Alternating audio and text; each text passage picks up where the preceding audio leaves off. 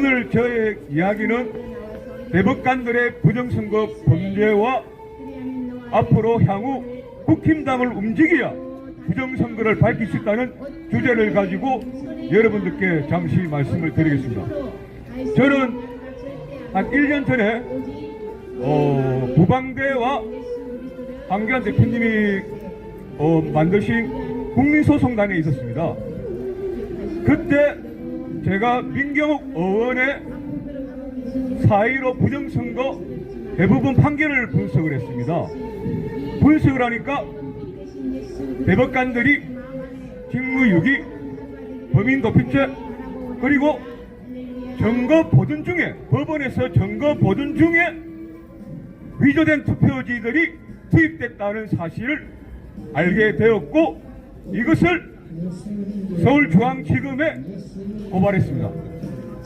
그리고 이 사건의 진행이 어떻게 되었느냐?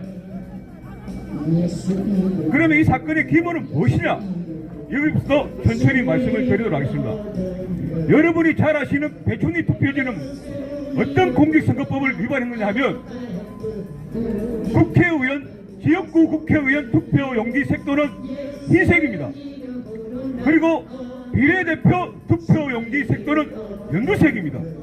그런데 배촌리 투표지는 그 흰색과 연두색이 함께 겹쳐졌기 때문에 이것은 지역구 투표지도 아니고 비례 투표지도 아닌 무효의 투표지였습니다.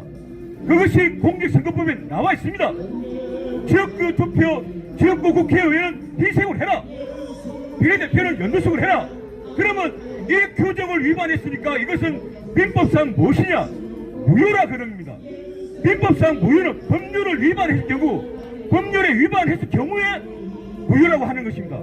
그럼 이 무효표를 저 안철상, 천대엽, 민주숙 이런 대법관들이 무효표로 해가지고 했으니 이것은 어떤 범죄냐? 직무유기죄와 범인도피죄, 그리고 법원 내에서 투표 위조 정감 방조죄에 해당이 되었던 것입니다. 또 하나, 일장기 투표지는 무엇이냐? 어떤 공직선거법을 위반했느냐? 우리가 선거 투표 사무관리원들은 투표용지 대장, 인정 대장에 내가 이러한 도장을 사용합니다라고 도장을 찍습니다. 그러면 인정 대장에 있는 도장과 투표용지의 도장은 같아야 됩니다. 인정이. 그런데 배촌리 투표지, 일장기 투표지는 누가 인정을 했는지 아무것도 모르는 무효의 투표지였습니다. 이것을 대법관들이 유효의 투표지라고 했던 것입니다. 이것은 어떤 범죄에 해당이 되느냐? 범인도피죄, 직무유기죄, 투표 위조 방조죄에 해당이 되었던 것입니다. 즉 이러한 모든 9가지 유형이 나왔습니다. 또 하나는 무엇이 있었냐? 한쪽 면이 잘린 투표용지가 나왔습니다. 이것은 공직선거법상의 무엇이냐? 양면의 여백은 0.5cm로 같아야 된다고 했습니다. 그러면 0.5cm가 같지 않으니 이것도 무효의 투표지였습니다.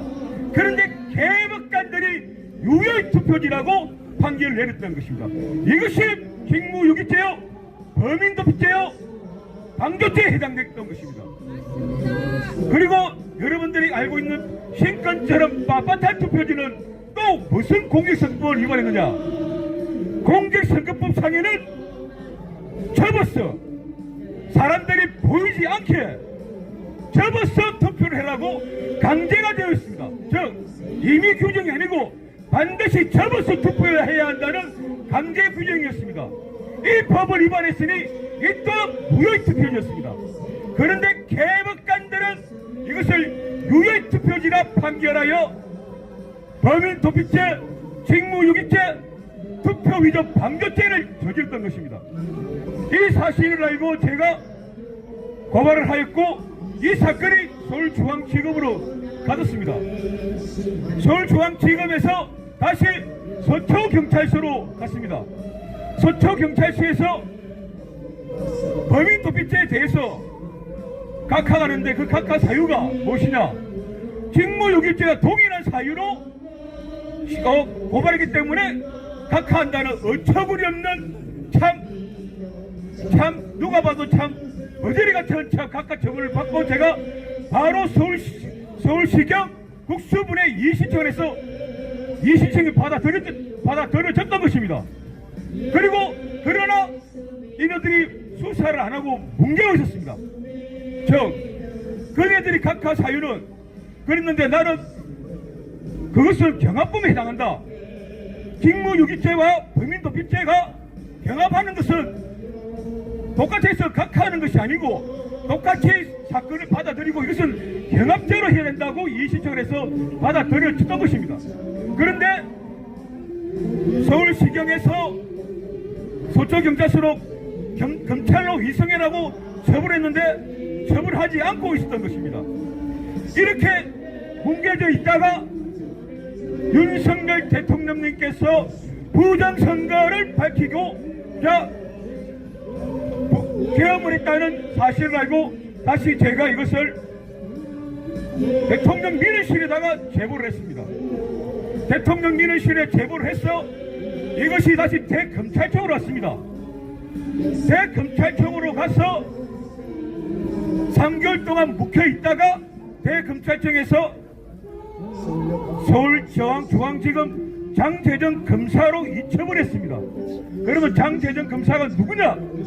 이재명을 때려잡고 있었던 검사였기 때문에 그때 조금만 더 윤 대통령이 버티고 계셨다면 수사를 했을 것이라 생각을 했는데 윤 대통령님이 탄핵이 당하시고 구속과 동시에 그 다음날 아무런 이유 없이 각하 사유도 없이 그냥 뭉개버렸습니다. 이렇게 제 사건이 뭉개졌다 하지만은 고발 사건의 이시청은 그러면 어떤 처분이 내리느냐? 대검찰청에서 대검찰청에서 저는 고발을 했던 것이 아닙니다. 무엇을 했나? 제보를 했던 것입니다. 그러나 검찰청 사무규칙에는 그 제보가 범죄 행위에 해당될 때는 진정사건으로 처리한다고 되어 있습니다. 즉 대검찰청에서는 저희 제보를 범인도피죄, 직무유기죄, 투표민주정당 방조죄에 대해서 범죄 행위에 해당된다 생각해서 서울중앙지검으로 보냈던 것입니다. 그리고 수사가 진행됐습니다.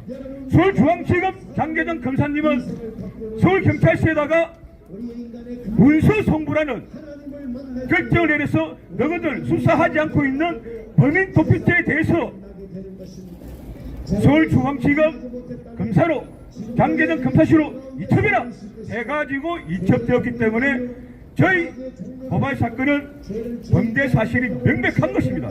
단지 윤석열 대통령께서 탄핵 당하시고 구속당하면서 아무런 각하 이유 없이 뭉개졌던 것이지만 저는 그렇다고 해서 포기하지 않습니다.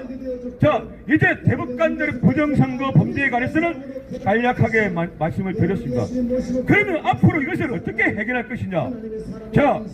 저도 4.15 부정선거 때부터 민경 의원의 국토부 집회는 다 다녔지만은 언론에서 보도를 하지 않았습니다. 메인 언론에서는. 그러면 이것을 어떻게 해야 될 것이냐? 집회라는 것은 무엇이냐? 국민에게 알리는 것이 집회의 목적입니다. 우리가 요구하는 것이, 우리가 주장하는 것이 온 국민에게 알리는 것이 집회의 목적인 것입니다. 국민이 알리지 않는, 국민들이 알지 못하는 집회는 실패한 집회인 것입니다. 그러면 앞으로 어떻게 해야 될 것이냐? 국힘당이 조금 지도부가 바뀌어서 분위기가 좀 변하고 있습니다. 그리고 이번에 장동혁 대표가 워싱턴에 있는 IDU 모임에 초청을 받았는데 그 초청을 하신 분들이 트럼프 대통령의 측근들이시고 부정선거와 윤석열 어게인을 외치시는 측근들이십니다. 그분들이 지금 현재 장동혁 대표님을 12월 1일부터 12월 4일까지 미국의 워싱턴에 와서 한마디 한국말로 하면 국제민주연합 대표들이 모이는 것에 참석해달라고 초청장을 보냈던 것입니다. 이것이 무엇을 의미하느냐? 이제 트럼프 대통령도 부정선거를 밝힌다고 했으니 자, 국힘당은 움직여야 되지 않겠느냐는 생각을 하지 않았겠습니까? 제가 생각하고 있는 건데 미국에서 생각하고 있겠죠. 자, 국힘당 움직이려면 그러면 장동혁을 한번 만나보자. 장동혁 대표를. 그래서 아마 장동혁 대표를 초청했고, 장동혁 대표는 지금 간다 만다 확정되건 없다 하지만은 저는 갈 확률이 높다고 봅니다. 즉 이제 부정선거의 시작은, 싸움은 이제부터 본격적으로 시작이 되었던 것입니다. 그러면 우리가 어떻게 해야 될 것이냐? 자, 우리는 지금까지 많은 시위에 찼습니다. 국힘당에다가 부정선거를 제보해도 받아들이지도 않고 외면했고, 그러나 시위에 차지 마십시오. 이제 국힘당의 지도부가 바뀌었고 장동혁 경위도 바뀌어가고, 특히 제가 지금 주시하고 있는 사람은 김민수 최고위원입니다. 이분은 부정선거뿐만 아니라 윤석열 의견도 외치기 때문에, 자, 좋다. 그렇다면 당신들이 국힘당이 왜 아직까지 부정선거에 대해서 입을 닫고 있느냐는 것을 제가 나름대로 판단했을 때는 대부분의 판결이 났기 때문에 공당으로서 대부분의 판결을 뒤엎지 않는 이상은 부정선거 얘기를 할 수 없겠구나는 생각도 하게 되었습니다. 그렇다면 우리는 이제 어떻게 할 것이냐? 대법원의 판결 자체가 범죄이고 이들이 범죄다라는 것을 밝혀서 국힘당에서 부정선거 말이 놀고 공론화를 시키게 하는 것이 우리들이 앞으로 해야 될 일 아니겠습니까? 그래서 지금 제가 김민수 최고위원에게 제 고발장을 제보해서, 자, 대법관들의 판결 자체가 범죄행위다. 그리고 수사도 했었다. 단지 힘이 없어서 뭉개졌을 뿐이다. 각하 사유도 없다. 이제 국힘당이 나서서 대법관들의 위법한 판결을 뒤집어서 부정선거를 공론화해라 라고 주장하면서 만날 계획인 것입니다. 그런데 저는 아쉽게도 김민수 최고위원이나 장동혁 최고위원과는 면이 없습니다. 어쨌든 누군가를 통해서 그들을 또 만나야 됩니다. 그리고 그들을 만나기 위해서는 또 제 나름대로 제 혼자보다는 어느 공신력 있는 사람이, 어느 분이, 자, 대법관들의 판결 자체가 범죄 행위다. 그리고 수사도 했다. 한번 마찬가지 들으나 봐라. 그렇게 자리가 만들어져야 저도 아직 제 민초인 제가 그 높으신 분들이 저를 또 함부로 만나 주겠습니까? 이러한 고초에 있어서 이러한 제 고초도 있고, 여기에 또 뜻을 같이 하시고 생각하시는 분이 계신다면 논의를 해서 지금부터는 국힘당을 움직여야 부정선거를 밝힐 수 있다는 것을 말씀드리기 위해서 잠시 올라왔습니다. 감사합니다. 또 다음에 기회가 된다면 조금 더 구체적이고 확고한 정리된 논리로 다시 한 번 더 찾아뵙도록 하겠습니다.